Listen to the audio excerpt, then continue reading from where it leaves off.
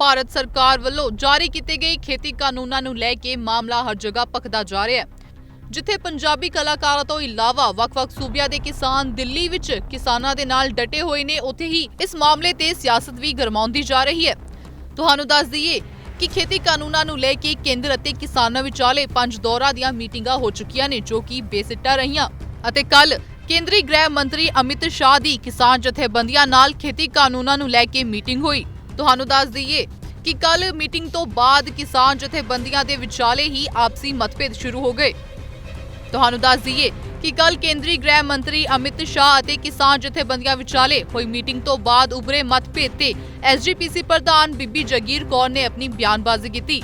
ਜੀ ਹਾਂ, ਅੱਜ ਸ਼੍ਰੋਮਣੀ ਗੁਰਦੁਆਰਾ ਪ੍ਰਬੰਧਕ ਕਮੇਟੀ ਦੇ ਪ੍ਰਧਾਨ ਬੀਬੀ ਜਗੀਰ ਕੌਰ ਮੀਡੀਆ ਦੇ ਰੂਬਰੂ ਹੋਏ, ਜਿੱਥੇ ਉਹਨਾਂ ਕਿਹਾ ਕਿ ਕੇਂਦਰ ਸਰਕਾਰ ਕਿਸਾਨ ਜਥੇਬੰਦੀਆਂ 'ਚ ਫੁੱਟ ਪਾਉਣ ਦੀ ਚਾਲ ਖੇਡ ਰਹੀ ਹੈ। ਉਹਨਾਂ ਕਿਹਾ ਕਿ ਕਿਸਾਨਾਂ ਨੇ ਕੇਂਦਰ ਦੁਆਰਾ ਫੁੱਟ ਪਾਓ ਰਾਜ ਕਰੋ ਦੀ ਨੀਤੀ ਜੋ ਚਲਾਈ ਗਈ ਸੀ ਉਸ ਨੂੰ ਕਾਮਯਾਬ ਨਹੀਂ ਹੋਣ ਦਿੱਤਾ। ਇਸ ਤੋਂ ਇਲਾਵਾ ਮੀਡੀਆ ਨਾਲ ਗੱਲਬਾਤ ਕਰਦੇ ਹੋਏ ਬੀਬੀ ਜਗੀਰ ਕੌਰ ਨੇ ਕੇਂਦਰ ਸਰਕਾਰ ਨੂੰ ਖੇਤੀ ਕਾਨੂੰਨਾਂ ਨੂੰ ਤੁਰੰਤ ਰੱਦ ਕਰਨ ਦੀ ਅਪੀਲ ਕੀਤੀ ਹੈ। ਇਸ ਦੌਰਾਨ ਬੀਬੀ ਜਗੀਰ ਕੌਰ ਨੇ ਕਿਹਾ ਕਿ ਕੇਂਦਰ ਸਰਕਾਰ ਕਿਸਾਨਾਂ ਦੇ ਨਾਲ ਬੇਗਾਨਿਆਂ ਵਰਗਾ ਵਰਤਾਵ ਕਰ ਰਹੀ ਹੈ। ਇਸ ਦੌਰਾਨ ਦਿੱਲੀ ਧਰਨਿਆਂ ਤੇ ਭੇਜੇ ਜਾ ਰਹੇ ਲੰਗਰ ਤੇ ਉਹਨਾਂ ਕਿਹਾ ਕਿ ਸ਼੍ਰੋਮਣੀ ਕਮੇਟੀ ਵੱਲੋਂ ਲੰਗਰ ਅਤੇ ਡਾਕਟਰੀ ਸਹਾਇਤਾ ਲਗਾਤਾਰ ਦਿੱਲੀ ਵਿਖੇ ਭੇਜੀ ਜਾ ਰਹੀ ਹੈ। ਔਰਤਾਂ ਲਈ ਬਾਥਰੂਮ ਵਾਲੀਆਂ ਵਿਸ਼ੇਸ਼ ਬੱਸਾਂ ਭੇਜੀਆਂ ਗਈਆਂ ਨੇ।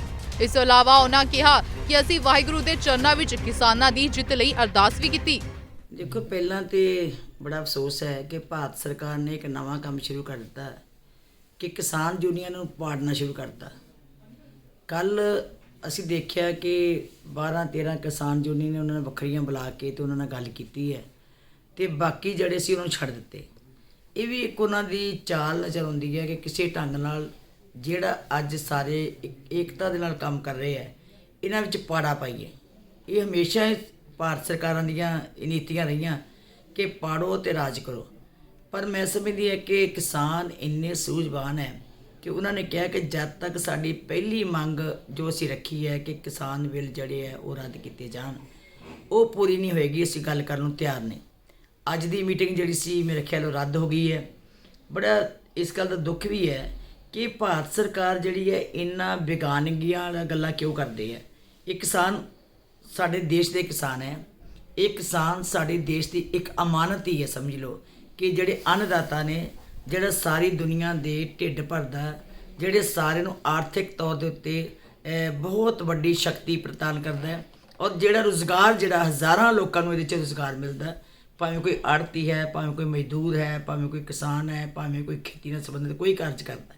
ਸੋ ਹਜ਼ਾਰਾਂ ਲੋਕਾਂ ਦਾ, ਲੱਖਾਂ ਲੋਕਾਂ ਦਾ ਅੱਜ ਜੋ ਆਰਥਿਕ ਤੌਰ 'ਤੇ ਮਜ਼ਬੂਤੀ ਕਰਨ ਵਾਸਤੇ ਰੁਜ਼ਗਾਰ ਵੀ ਦਿੰਦੇ ਹੈ, ਦੇਸ਼ ਦੇ ਅੰਨ ਭੰਡਾਰ ਵੀ ਭਰਦੇ ਹੈ, ਦੁਨੀਆ ਦਾ ਪੇਟ ਭਰਨ ਵਾਸਤੇ ਇਹ ਤੋਂ ਬਿਨਾਂ ਹੋਰ ਕੋਈ ਰਾਹ ਨਹੀਂ। ਕਰੋੜਾਂਪਤੀ ਲੋਕ ਨਾ ਹੋਣਗੇ ਗੁਜ਼ਾਰਾ ਹੋ ਜਾਊਗਾ, ਪਰ ਜੇ ਕਿਸਾਨ ਨਾ ਹੋਏਗਾ ਤਾਂ ਕਦੀ ਗੁਜ਼ਾਰਾ ਨਹੀਂ ਹੋ ਸਕਦਾ। ਸੋ ਮੈਂ ਸਮਝਦੀ ਹੈ ਕਿ ਭਾਰਤ ਸਰਕਾਰ ਨੂੰ ਤੁਰੰਤ ਹਾਲਾਤ ਵੇਖੋ, ਠੰਡ ਇੰਨੀ ਹੈ, ਕੜਾਕੇ ਦੀ ਸਰਦੀ ਹੈ, ਰਾਤ ਦੇ ਹਨੇਰਿਆਂ ਦੇ ਵਿੱਚ ਉਹ ਉੱਥੇ ਬੈਠੇ ਹੈ। ਮੈਂ ਗੌਰਵਮਈ ਇਤਿਹਾਸ ਜੋ ਪੰਜਾਬ ਦਾ, ਜੋ ਸਾਡੇ ਸਿੱਖਾਂ ਦਾ ਖਾਸ ਕਰਕੇ, ਉਸ ਇਤਿਹਾਸ 'ਤੇ ਵੀ ਮਾਣ ਕਰਕੇ ਕਹਿ ਸਕਦੇ ਹਾਂ ਕਿ ਅੱਜ ਉਸ ਥਾਂ 'ਤੇ ਬੈਠੇ, ਉਸ ਇਤਿਹਾਸ ਨੂੰ ਯਾਦ ਕਰਕੇ ਉਹ ਸਾਡੇ ਕੁਰਬਾਨੀਆਂ ਵਾਸਤੇ ਤਿਆਰ ਹੋਏ ਹੈ। ਅਤੇ ਵਾਹਿਗੁਰੂ ਅੱਗੇ ਅਰਦਾਸ ਹੀ ਹੈ ਕਿ ਇਹ ਸਾਰੀ ਫਤਿਹ ਹੋਵੇ। ਸ਼੍ਰੋਮਣੀ ਗੁਰਦੁਆਰਾ ਪ੍ਰਬੰਧਕ ਕਮੇਟੀ ਲਗਾਤਾਰ ਜਿਸ ਤਰ੍ਹਾਂ ਸਾਡੇ ਸਾਰੇ ਵਰਕਰ, ਸ਼੍ਰੋਮਣੀ ਅਕਾਲੀ ਦਲ ਦੇ ਵਰਕਰ, ਸਾਡੇ ਲੀਡਰ ਸਾਹਿਬਾਨ ਸਭ ਉੱਥੇ ਜਾ ਕੇ, ਕਿਉਂਕਿ ਇੱਕ ਕਿਸਾਨ ਨੇ, ਉਹ ਕਿਸਾਨ ਸਾਰੇ ਪੰਜਾਬ ਦੇ ਉੱਥੇ ਜਾ ਕੇ ਬੈਠੇ ਹੈ, ਭਾਵੇਂ ਉਹ ਕੋਈ ਪਾਰਟੀ ਹੋਵੇ, ਪਾਰਟੀ ਵਾਈਜ਼ ਤੋਂ ਉੱਤੇ ਉੱਠ ਕੇ ਉਹ ਸੰਘਰਸ਼ ਵਿੱਚ ਸ਼ਾਮਲ ਹੋਏ ਹੈ। ਮੇਰਾ ਖਿਆਲ ਹੈ ਕਿ ਹਰ ਬੱਚਾ ਜਿਹੜਾ ਉਹ ਕੋਸ਼ਿਸ਼ ਕਰ ਰਿਹਾ ਕਿ ਮੈਂ ਉੱਥੇ ਜਾ ਕੇ ਹਾਜ਼ਰੀ ਲਵਾਂ ਔਰ ਲੱਖਾਂ ਕਰੋੜਾਂ ਰੁਪਇਆ ਉੱਥੇ ਲਿਜਾ ਕੇ ਸੰਗਤਾਂ ਦੀ ਸੇਵਾ ਵਿੱਚ ਲੱਗੇ ਹੋਏ ਹੈ। ਉਹਦੇ ਅਨੁਸਾਰ ਸਾਡੀ ਵੀ ਸ਼੍ਰੋਮਣੀ ਗੁਰਦੁਆਰਾ ਪ੍ਰਬੰਧਕ ਕਮੇਟੀ ਜਿਹੜੀ, ਕਿਉਂਕਿ ਸਿੱਖਾਂ ਦੀ ਇਹ ਸਿਰਮੌਰ ਜਥੇਬੰਦੀ ਹੈ, ਇਹ ਆਪਣਾ ਫਰਜ਼ ਸਮਝਦੀ ਹੈ ਕਿ ਜਿੱਥੇ ਵੀ ਕੋਈ ਪਰਉਪਕਾਰ ਦੇ ਕਾਰਜ ਹੋਣ, ਜਿੱਥੇ ਲੋੜਵੰਦਾਂ ਨੂੰ ਲੋੜ ਹੋਵੇ, ਉੱਥੇ ਜਾ ਕੇ ਆਪਣੀ ਸੇਵਾ ਵਿੱਚ ਹਿੱਸਾ ਪਾਈਏ। ਜਿੱਥੇ ਲੰਗਰ ਚੱਲ ਰਹੇ ਹੈ, ਗੁਰੂ ਕੇ ਲੰਗਰ ਚੱਲ ਰਹੇ ਹੈ ਬੜੀ ਵੱਡੀ ਲੈਵਲ ਦੇ ਉੱਤੇ, ਸਾਰੇ ਪਾਸਿਆਂ ਦੇ ਉੱਤੇ, ਉੱਥੇ ਨਾਲ 3-4 ਐਂਬੂਲੈਂਸਾਂ ਸਾਡੀਆਂ ਉੱਥੇ ਖੜੀਆਂ ਨੇ, ਜਿਹੜੀਆਂ ਫ੍ਰੀ ਮੈਡੀਸਨ ਦੇ ਰਹੀਆਂ, ਚੈੱਕਅਪ ਕਰਕੇ ਜਿਨ੍ਹਾਂ ਲੋੜਵੰਦਾਂ ਨੂੰ ਉੱਥੇ ਦਵਾਈਆਂ ਦੀ ਲੋੜ ਹੈ ਉਹ ਦੇ ਰਹੀਆਂ। ਔਰ ਕੱਲ੍ਹ ਦੀਆਂ ਸਾਡੀਆਂ ਉੱਥੇ ਟਾਇਲਟਸ ਪਹੁੰਚਣੀਆਂ ਸ਼ੁਰੂ ਹੋ ਗਈਆਂ। 2 ਬੱਸਾਂ ਸਾਡੀਆਂ, 2 ਗੱਡੀਆਂ ਉੱਥੇ ਪਹੁੰਚ ਚੁੱਕੀਆਂ। ਅੱਜ ਜਿਹੜੀਆਂ ਬਾਕੀ ਗੱਡੀਆਂ ਆ ਜਾਣਗੀਆਂ।